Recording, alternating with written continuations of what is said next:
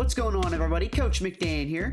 Patience goes a long way in Smash Ultimate, and today we'll be going over the Zoner archetype, a category that puts this key aspect of gameplay at the forefront of priorities.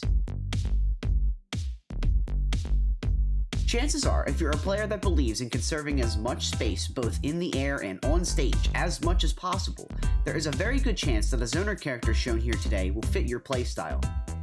Zoners are characters that specialize in utilizing projectile usage and maintaining safe fighting distance as often as possible. Throughout the community, these characters are typically considered some of the most intimidating and frustrating selections of characters due to their quickness with their projectile kits, as well as moves that accommodate for their playstyles that can't necessarily be as aggressive as characters in other archetypes. So with knowing this, we'll begin to explain in depth the unique capabilities Zoner characters bring to the table. Zoner characters typically focus on specifics of their playstyle. Each character has a specific set of projectiles to be used in any fashion the player sees fit. Zoner characters are most known for their habitual projectile placements and patterns, meaning that depending on the type of playstyle you have, you can use these to your advantage and interact in a way that's usually incredibly difficult to figure out for your opponent depending on their skill level. For example, let's say you're playing against a Samus. Your opponent begins to rev up a charge shot and begins shooting missiles. Things begin to get stressful, so as you try to avoid those missiles that are being shot at you, Samus also decides to punish your approach with a forward air. Do you tell what advantage the Zoner character has now? Zoner characters typically have a player focusing on one aspect of their play, while other aspects, in this case, Samus's aerial moves,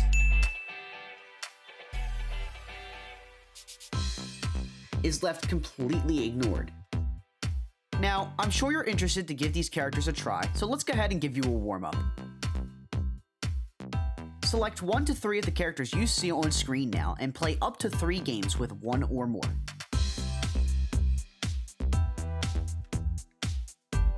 No single character in Smash Bros is perfect. Let's explain the pitfalls of Zoners. While Zoners having the amazing opportunity to wall out an opponent with projectiles can sound very intriguing, allow me to discuss the opposite side of the coin for a second. Zoners that choose to play their advantages with projectiles will typically thrive against unsuspecting players, but another defining factor with these characters involves predictability. You see, with great power comes great responsibility, because your opponent has just as much of an opportunity to figure out your playstyle as you do with theirs. Sometimes they'll figure out that you shoot a charge blast with Samus right before a missile. And it could be because you do it too many times. What's important here is that you begin to mix up the options you use frequently, as this will eventually make the fight easier for your opponent and more difficult in regards to what you should do next. Just like every character in Smash, Zoners come in different shapes and sizes. Some characters have longer range toolkits, while others are close range. Some have better aerial and ground attacks than projectiles to begin with, and vice versa. What's important here is to recognize why you would play the Zoner character you've selected. But regardless, this should not be something that turns you away from playing a Zoner character. What will matter most at the end of the day is your willingness to adapt and learn about your opponent, as this is the main ingredient to making a good Zoner player with any one of these characters shown today.